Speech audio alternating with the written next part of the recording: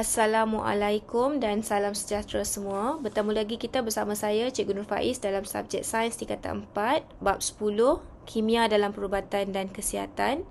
Dalam subtopik 10.2 iaitu radikal bebas dan 10.3 iaitu bahan antioksidan. Baiklah pelajar, anda boleh melihat slide ini untuk mengetahui apakah standard pembelajaran yang akan kita pelajari. Pelajar sekalian, di dalam standard kandungan 10.2 iaitu radikal bebas, tahukah pelajar apakah yang dimaksudkan dengan radikal bebas? Radikal bebas ialah atom atau molekul yang kekurangan satu elektron yang menjadikan atom atau molekul tersebut tidak stabil, ia reaktif dan cenderung untuk menyerang atom atau molekul yang lain. Ini adalah definisi bagi radikal bebas. Okey, sebelum kita pergi lebih lanjut mengenai faktor-faktor yang menyebabkan radikal bebas, mari cikgu terangkan dahulu mengenai proses pengoksidaan. Proses pengoksidaan ialah tindak balas kimia yang berlaku apabila suatu bahan tindak balas mengalami kehilangan elektron. Kata kunci di sini ialah ia mengalami kehilangan elektron. Seterusnya, proses pengoksidaan yang berlaku secara semula jadi di dalam badan menghasilkan radikal bebas. Apabila proses pengoksidaan berlaku, ia akan menghasilkan radikal bebas. Keadaan ini mencetuskan tidak balas berantai untuk menghasilkan lebih banyak radikal bebas. Inilah yang dimaksudkan dengan proses pengoksidaan. Okey. Apakah faktor penghasilan radikal bebas di dalam badan? Okey, metabolisme dan keradangan adalah dua faktor dalaman yang menghasilkan radikal bebas. Selain faktor dalaman, terdapat juga faktor luaran yang menghasilkan radikal bebas. Antaranya ialah asap rokok, pendedahan kepada radiasi, cahaya matahari dan juga pencemaran udara. So, kat sini kamu pelajari ada dua faktor yang menghasilkan radikal bebas iaitu faktor dalaman dan faktor luaran. Baiklah pelajar, slide ini menerangkan proses pengoksidaan yang berlaku terhadap sel normal. Cuba pelajar perhatikan apakah yang terjadi kepada sel selepas diserang radikal bebas.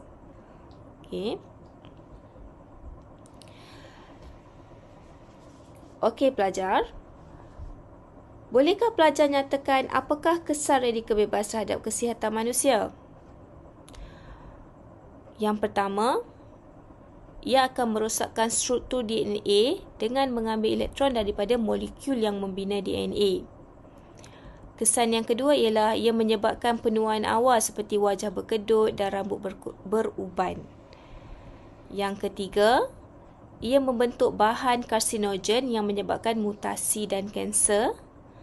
Yang keempat, radikal bebas ini boleh merosakkan buah pinggang, hati dan peparu. Dan ia boleh menyebabkan penyakit kardiovaskular dan ketidaksuburan.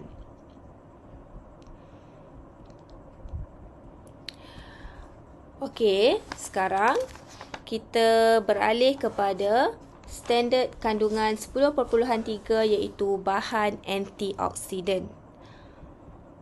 Apakah bahan antioksidan? Bahan antioksidan adalah sebatian kimia yang diperlukan oleh badan untuk melambatkan atau menghentikan proses pengoksidaan. Okey, bahan ini melindungi sel badan daripada kerosakan akibat radikal bebas dan dianggap sebagai barisan pertahanan terhadap risiko mendapat sesetengah penyakit.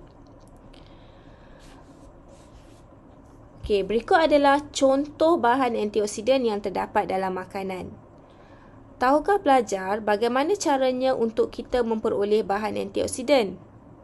Okey, sebenarnya bahan antioksidan ini kita boleh dapati daripada pemakanan harian kita. Okey, mari kita lihat apakah contoh makanan yang kaya dengan bahan antioksidan. Yang pertama adalah beta-karotina. Ia ditemui dalam kebanyakan makanan yang berwarna merah, kuning atau jingga. Seperti apa? Lobak merah, mangga dan ubi keledek.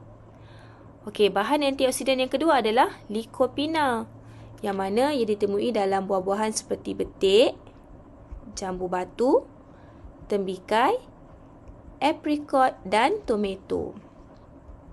Selain itu, lutein juga adalah bahan antioksidan. Lutein terdapat dalam kuantiti yang banyak dalam sayuran hijau seperti bayam, kubis dan brokoli. Lutein ini baik untuk kesihatan mata.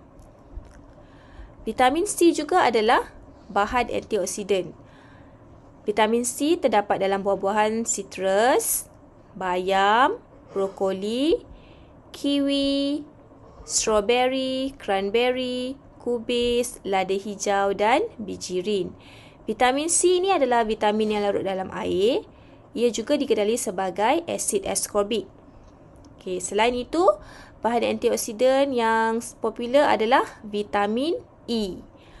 Vitamin E ni kita boleh dapati daripada pelbagai jenis minyak, termasuklah minyak kelapa sawit, minyak germa gandum, minyak jagung dan minyak kacang soya.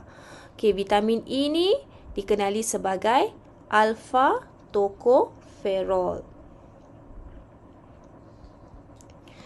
Sekarang mari kita bincangkan pula mengenai tindakan bahan antioksidan terhadap radikal bebas. Kita nak mengkaji bagaimana bahan antioksidan ini bertindak terhadap radikal bebas.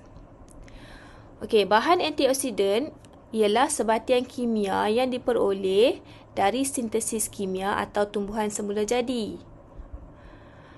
Apabila bahan antioksidan bertindak balas dengan radikal bebas, sebatian yang lebih stabil akan terhasil dan seterusnya menghentikan proses pengoksidaan. Dalam slide ini, kita akan membincangkan dengan lebih lanjut bagaimana tindakan bahan antioksidan terhadap radikal bebas.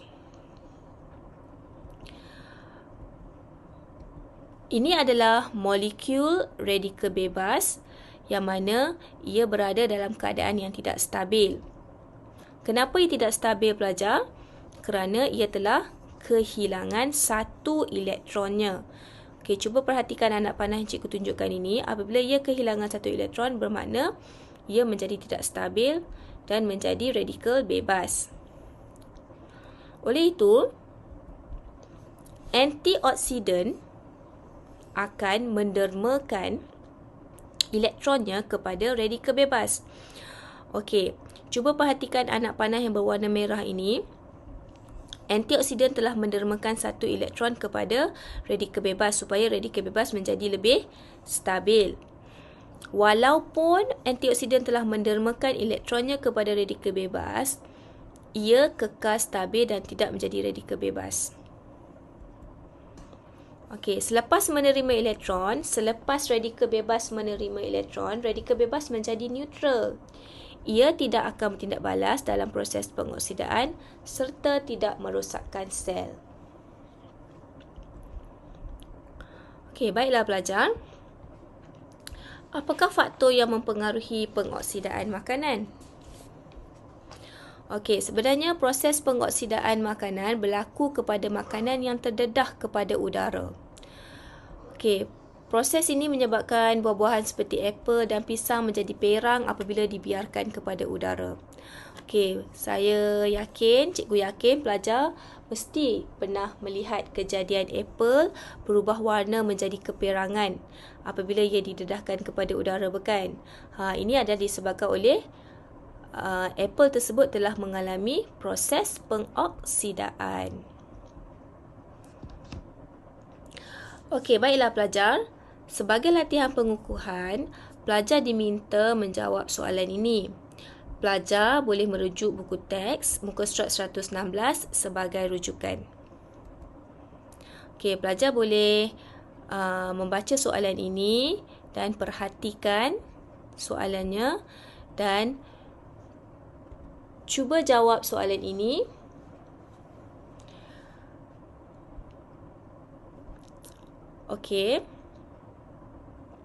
Pelajar boleh menekan butang pause untuk menjawab soalan ini.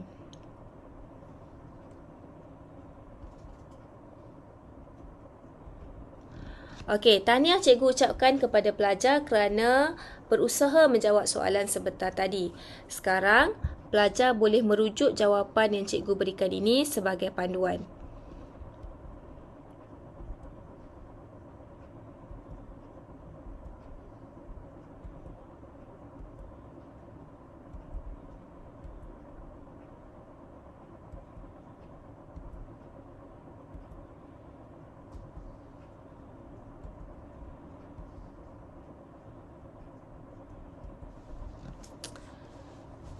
Sampai di sini dahulu perkongsian pada kali ini. Semoga video ini memberi manfaat kepada pelajar. Selamat maju jaya, cikgu ucapkan.